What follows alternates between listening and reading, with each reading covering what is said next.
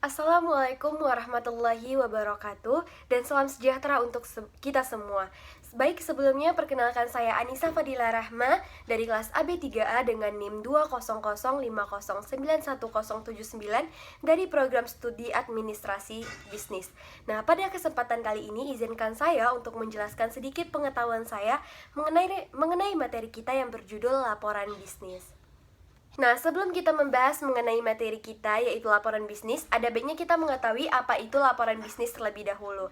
Laporan bisnis adalah suatu laporan yang memiliki sifat netral ataupun tidak memihak, memiliki tujuan yang jelas dan rencana penyajian data kepada seseorang atau lebih untuk tujuan bisnis tertentu. Sedangkan menurut Himstreet dan Betty dalam Purwanto, laporan bisnis adalah sebagai suatu pesan yang objektif dan tersusun teratur yang digunakan untuk menyampaikan informasi dari suatu bagian organisasi atau dari suatu institusi atau lembaga ke lembaga yang lain untuk membantu pengambilan keputusan ataupun untuk membantu suatu pemecahan masalah. Nah, selanjutnya pada slide ini kita akan membahas mengenai kegunaan laporan bisnis. Kegunaan laporan bisnis ini ada banyak, diantaranya yang pertama untuk memonitor. Maksudnya di sini adalah ada banyak aspek yang perlu ditulis di dalam sebuah laporan bisnis. Di antaranya di dalam laporan ini akan dituliskan segala kegiatan operasional di dalam suatu perusahaan.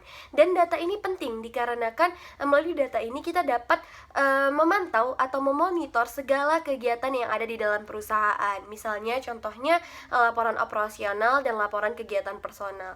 Kedua, kegunaannya adalah untuk membantu mengimplementasikan kebijakan-kebijakan dan prosedur-prosedur yang telah ditetapkan perusahaan. Nah, maksudnya adalah melalui laporan bisnis kita dapat mengimplementasikan secara nyata peraturan dan kebijakan serta prosedur yang telah ditetapkan oleh perusahaan sebelumnya.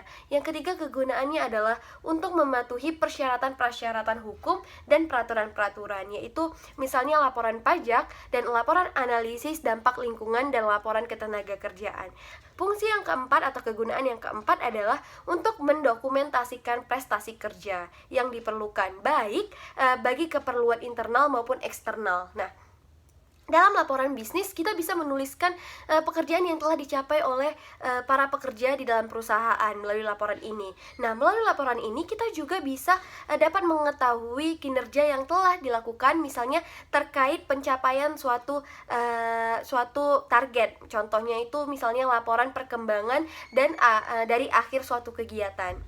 Nah, fungsi atau kegunaan yang kelima adalah pedoman dalam mengambil keputusan. Maksudnya di sini adalah salah satu fungsi utama di dalam laporan bisnis adalah digunakan sebagai bahan fakta dan objektif sehingga kita bisa menggambarkan kondisi perusahaan. Nah, hal ini akan sangat berguna ketika kita ingin mengambil keputusan seperti misalnya terkait penambahan modal atau perluasan usaha. Misalnya itu laporan mengenai penelitian dan riset. Nah, fungsi yang keenam, yang terakhir adalah memperoleh bisnis baru dan pendanaan. Nah, di dalam laporan bisnis kita akan mendapatkan data, informasi, dan analisis terkait usaha yang sedang dijalankan. Melalui informasi tersebut, kita bisa melihat perkembangan dari usaha yang kita jalankan. Nah, dan dari laporan ini kita bisa mempertimbangkan untuk membuka bisnis baru apabila melalui laporan bisnis perusahaan kita berkembang secara signifikan.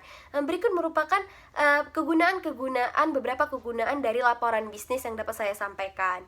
Nah, selanjutnya setelah kita membahas mengenai kegunaan laporan bisnis, maka saya akan menjelaskan mengenai jenis-jenis laporan bisnis. Nah, yang pertama, laporan bisnis ini terbagi berdasarkan fungsinya. Berdasarkan fungsinya, laporan bisnis terbagi lagi menjadi dua, yaitu laporan yang bersifat memberi informasi ataupun informational report, dan yang kedua adalah laporan analytical atau analytical report. Nah, yang pertama yaitu laporan yang bersifat memberi informasi, yaitu menyajikan fakta-fakta dan rangkuman tanpa melakukan analisis dan kesimpulan rekomendasi. Sedangkan laporan analitika adalah laporan yang menyajikan fakta-fakta dan menganalisis dan menafsirkannya, kemudian mengambil kesimpulan dan memberi rekomendasi. Nah, laporan analitikal ini mungkin diberi label dan misalnya contohnya laporan rekomendasi atau laporan proposal atau usulan proposal.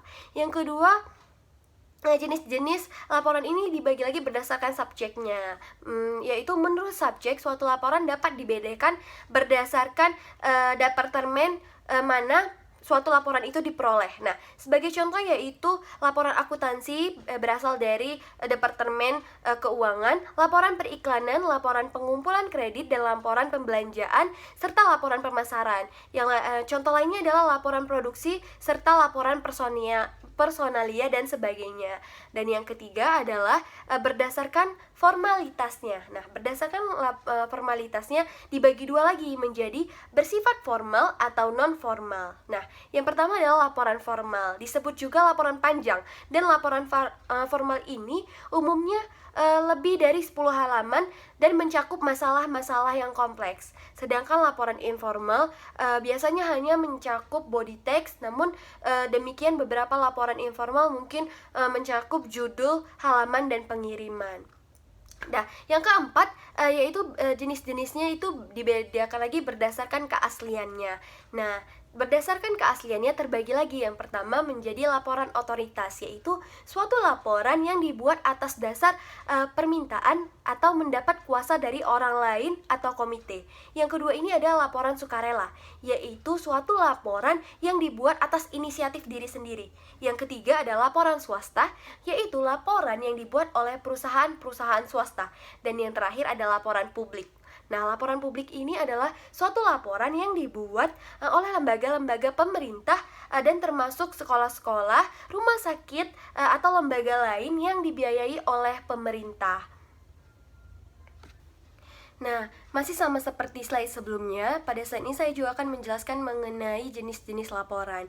Selanjutnya ada jenis-jenis laporan berdasarkan frekuensinya. Berdasarkan frekuensi, laporan itu terbagi dua, yaitu yang pertama, laporan berkala atau periodic reports, dan yang kedua ada laporan khusus atau special records. Nah, yang pertama kali adalah laporan berkala, yang laporan tersebut dapat dikeluarkan harian, mingguan, bulanan, semesteran, ataupun tahunan. Nah, selanjutnya ada special records atau laporan khusus, yaitu laporan yang ditulis manakala kebutuhan terhadap suatu informasi muncul. Nah, laporan khusus ini mencakup suatu situasi atau kejadian yang unik ataupun khusus, contohnya seperti krisis dalam suatu perusahaan.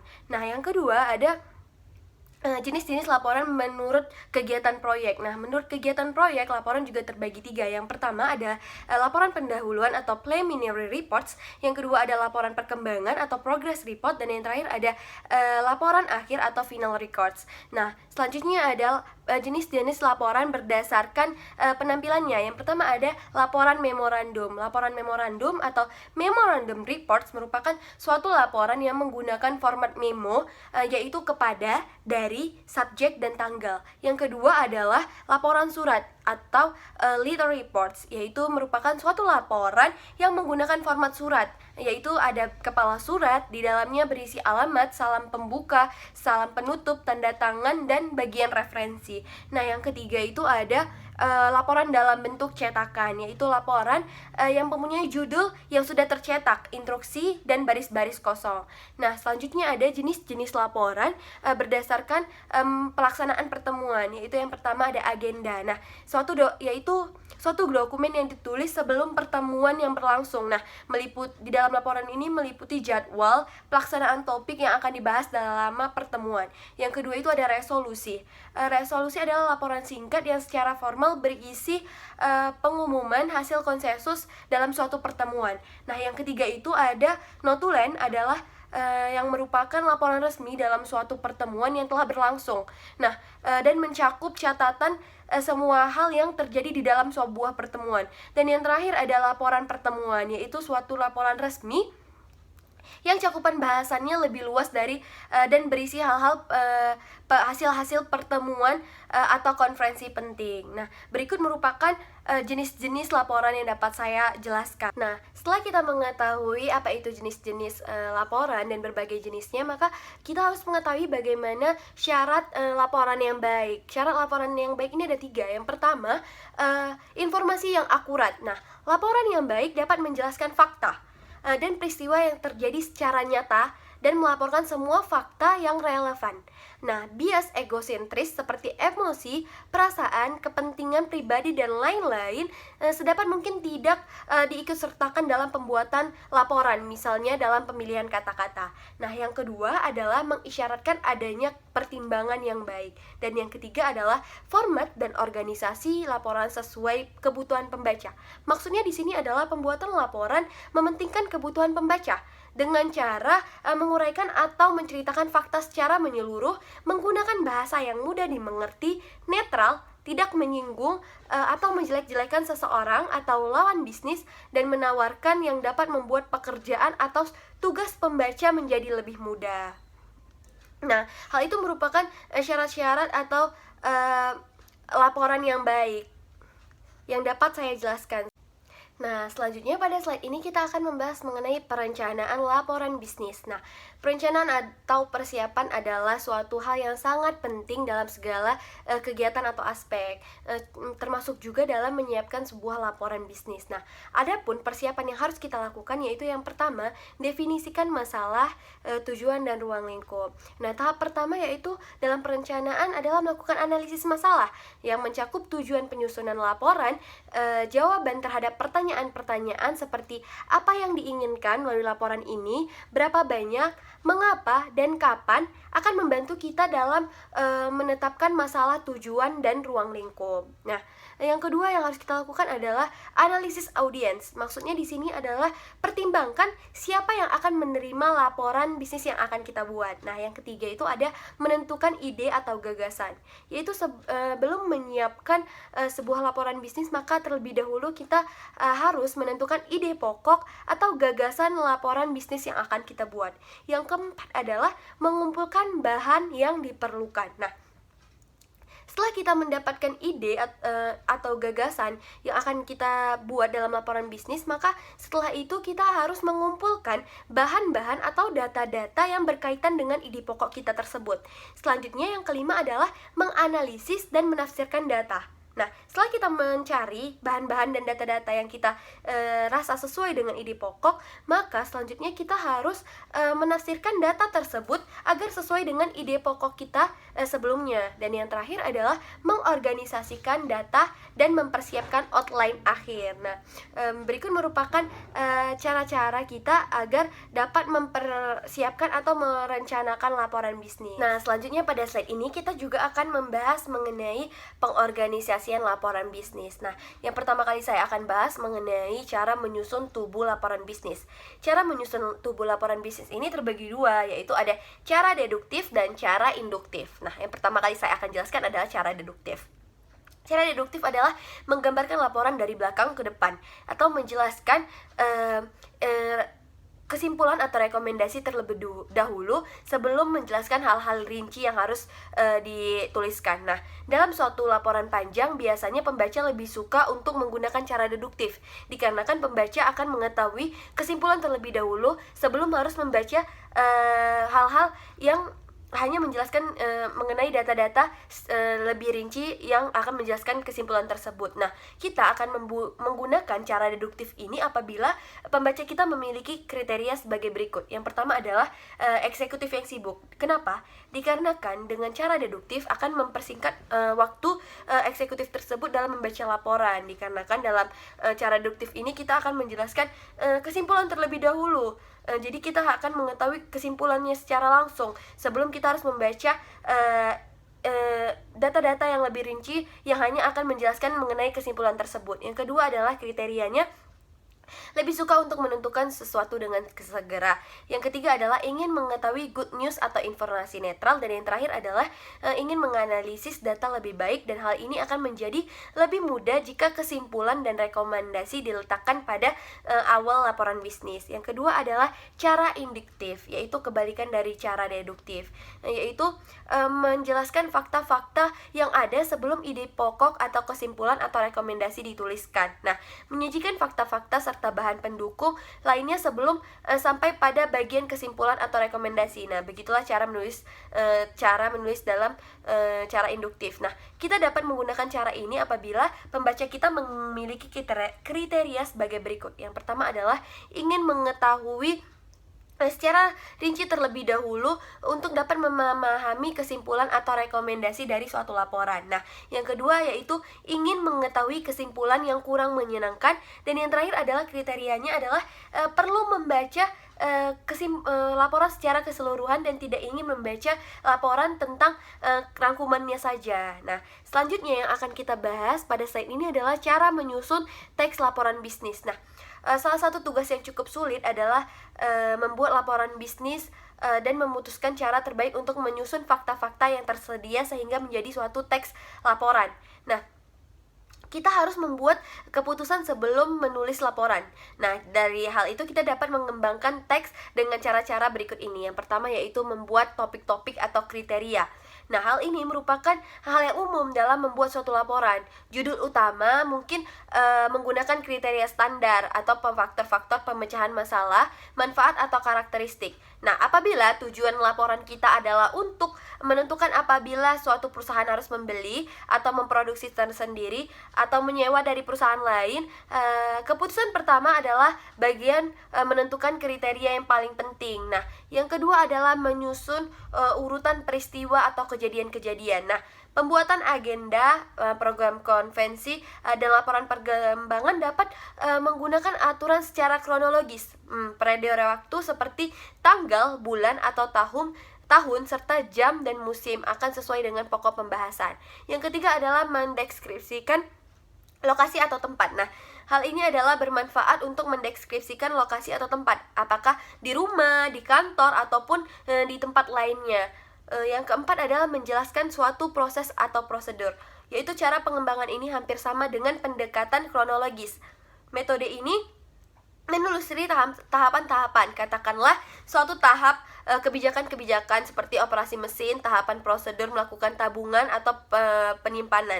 Nah, yang kelima adalah menyusun urutan tingkat pentingnya secara alfabet. Maksudnya di sini adalah kita menyusun urutan-urutan tingkat pentingnya secara alfabet. Pada urutan pertama misalnya menunjukkan ide-ide, kejadian-kejadian atau topik-topik yang paling penting. Nah, selanjutnya baru kita membuatnya untuk topik-topik yang kurang penting ataupun tidak penting. Nah, selanjutnya yang keenam adalah menyusun urutan tingkat formalitas.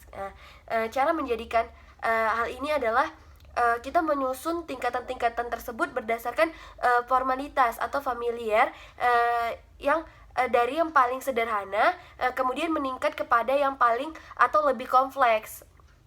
Hal ini disebabkan oleh adanya kecenderungan kita akan lebih mudah memahami hal-hal yang sudah diketahui daripada hal-hal yang belum kita ketahui. Yang ketujuh ada menyusun sumber-sumber yang digunakan.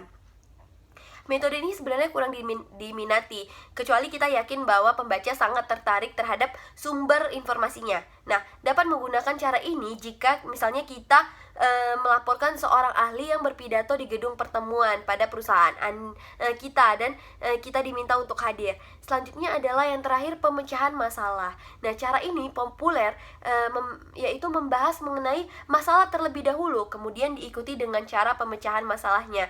Cara ini umum digunakan untuk mengorganisasikan atau mengorganisasikan suatu presentasi yang bersifat persuasif atau bersifat mengajak.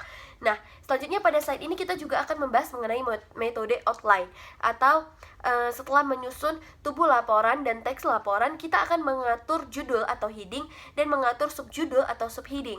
Nah, dalam suatu outline yang baik khususnya untuk laporan yang panjangnya 2 halaman atau lebih, outline merupakan alat yang paling penting dan menghemat waktu, dikarenakan ia akan menjadi penuntun kita dalam menyusun laporan. Nah, dalam suatu laporan panjang atau laporan formal outline ini akan menjadi daftar isi laporan kita. Nah, sebelum menulis laporan, outline akan membantu kita untuk melihat hubungan antara suatu topik dengan topik yang lainnya. Nah, serta membandingkan proporsi dan judul ataupun mengecek keterkaitan keseluruhan dalam suatu susunan laporan agar tidak terjadi tumpang tindih. Nah, selanjutnya pada slide ini kita akan membahas mengenai bagian pokok laporan bisnis.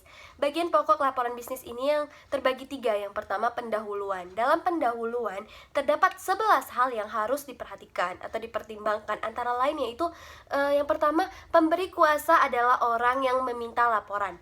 Yang kedua adalah layout atau rencana presentasi menceritakan kepada pembaca apa saja yang akan dibahas di dalam suatu laporan bisnis. Yang ketiga adalah masalah biasanya didefinisikan pada awal bab pendahuluan sebelum maksud atau tujuan laporan bisnis ini dinyatakan. Yang keempat ada maksud penulisan laporan bisnis harus nampak dalam bagian pendahuluan. Yang kelima adalah ruang lingkup berkaitan luas dengan cakupan atau batasan suatu pokok bahasan untuk sebuah laporan bisnis. Yang keenam adalah metodologi mengacu pada metode pengumpulan informasi. Nah, yang ketujuh ada sumber-sumber primer dan sekunder yang meliputi antara lain publikasi masalah, jurnal, surat kabar, dan sebagainya. Dan yang selanjutnya adalah latar belakang. Selanjutnya adalah definisi istilah. Jika menggunakan istilah-istilah, memakai beberapa istilah atau beberapa penafsiran yang perlu dijelaskan kepada pembaca maksud istilah tersebut. Selanjutnya adalah keterbatasan, misalnya dalam hal dana waktu dan data yang tersedia. Yang selanjutnya yang ke-11 adalah rekomendasi menjelaskan tentang keputusan yang perlu dilaporkan dalam suatu laporan bisnis. Nah, setelah bagian pendahuluan maka kita akan masuk ke dalam bagian isi atau teks. Nah, bagian terpanjang dari suatu laporan bisnis adalah isi teks laporan. Nah, dalam bagian ini kita dapat membahas dan mengembangkan hal-hal penting secara rinci. Di samping itu, bagian ini dapat membantu kita mencapai maksud penulisan laporan bisnis. Penulisan laporan bisnis yang baik harus mencakup temuan-temuan fakta yang penting dan relevan ya, dan membuang hal-hal yang tidak perlu dan tidak relevan dengan maksud penulisan laporan bisnis kita sebelumnya. Nah, yang terakhir ada bagian penutup. Nah, bagian penutup ini berfungsi untuk merangkum laporan secara menyeluruh, mengambil kesimpulan atau memberi rekomendasi. Yang pertama itu ada rangkuman. Biasanya penutup berisi rangkuman, yaitu berisi ringkasan pembahasan secara menyeluruh. Nah, kadang-kadang hanya berisi poin-poin penting dan kekuatan dan atau kelemahan atau manfaat dan kerugian dari laporan tersebut. Yang kedua itu ada kesimpulan. Penutup biasanya berisi kesimpulan, yaitu berisi evaluasi fakta-fakta yang dibahas tanpa memasukkan pendapat pribadi penulis. Dan yang ketiga ada rekomendasi. Nah, rekomendasi ini adalah menyarankan suatu program tindakan yang didasarkan pada kesimpulan yang telah dibuat pada laporan bisnis sebelumnya. Selanjutnya pada slide ini kita juga akan membahas mengenai penulisan laporan singkat. Nah, secara umum laporan singkat dalam dunia bisnis jarang dilengkapi dengan preliminary parts atau seperti halaman judul, surat pengantar, daftar isi, dan rangkuman atau abstrak. Oleh karena itu, penulisan laporan singkat biasanya hanya terdiri atas 1 atau 2 halaman. Laporan singkat lebih menekankan pada body atau tubuh suatu laporan yang mencakup pembuka, hasil temuan, dan bahasan, serta penutup. Jadi dalam penulisan laporan singkat ini hanya memfokuskan kepada bagian isi dan juga hasil temuan serta penutup dalam laporan. Selanjutnya pada slide ini kita juga akan membahas mengenai pemanfaatan dukungan visual dalam laporan bisnis. Nah, dalam penulisan laporan bisnis akan lebih mengena atau lebih efektif apabila dikomunikasikan atau disampaikan secara visual dengan di sini adalah visual atau alat peraga dalam bentuk tabel, grafik, diagram atau bagan ataupun foto-foto yang sangat membantu pelaku bisnis dalam menyampaikan pesan agar pesan tersebut lebih jelas dan mudah dipahami oleh si pembaca laporan. Nah, contohnya yang akan saya berikan adalah kita dapat membuat data perkembangan aset yang ditampilkan dengan bentuk grafik. Kenapa dengan bentuk grafik atau visual? Dikarenakan dengan bentuk grafik akan memudahkan si pembaca mengerti mengenai aset perkembangan perusahaan daripada harus mencantumkan berbagai data-data yang sebenarnya akan lebih mudah dimengerti oleh pembaca apabila kita membuatnya dalam bentuk grafik. Nah, berikut merupakan cara pemanfaatan dukungan visual dalam laporan bisnis. Selanjutnya, pada slide terakhir saya akan membahas mengenai perbedaan laporan bisnis dan pendek dan laporan bisnis panjang. Yang pertama kali yaitu laporan bisnis pendek, yaitu ciri-cirinya adalah hanya terdiri 1-5 halaman. Yang kedua adalah jarang dilengkapi kata pengantar, daftar isi dan abstrak. Yang ketiga adalah lebih menekankan pada isi laporan seperti yang saya jelaskan sebelumnya. Selanjutnya adalah laporan panjang, laporan bisnis panjang. Ciri-cirinya adalah jumlah lebih banyak daripada laporan bisnis pendek. Yang kedua adalah menggunakan kata pengantar, daftar isi dan juga abstrak. Yang ketiga adalah lebih menekankan kepada perumusan masalah, outline ataupun rencana kerja, penelitian dan analisis data. Nah, dari perbedaan-perbedaan ini dapat kita simpulkan yang pertama adalah laporan singkat atau sering juga disebut sebagai laporan informal. Terkadang disebut sebuah laporan ini tidak lebih dari 1 halaman, yaitu berisi pernyataan yang berisi fakta dan angka dengan cara yang paling ringkas. Nah, laporan singkat seperti memorandum tidak memerlukan apa itu penutup. Nah, gaya laporan ini dalam laporan singkat ini lebih sering menggunakan gaya yang lebih santai, dan juga gaya penulisan termasuk penggunaan orang pertama seperti saya dan kami, berbeda dengan laporan panjang di mana nama lengkap orang digunakan. Nah, selanjutnya adalah laporan panjang selalu memiliki judul, pengantar, isi dan kesimpulan. Panjangnya selalu lebih dari 1 halaman. Terkadang berisi surat pengantar yang menyebutkan sebuah detail yang termasuk dalam laporan panjang. Di akhir laporan panjang ada daftar pustaka dan lampiran biasanya. Nah, biasanya laporan panjang juga dicetak dan diikat dengan hardcover.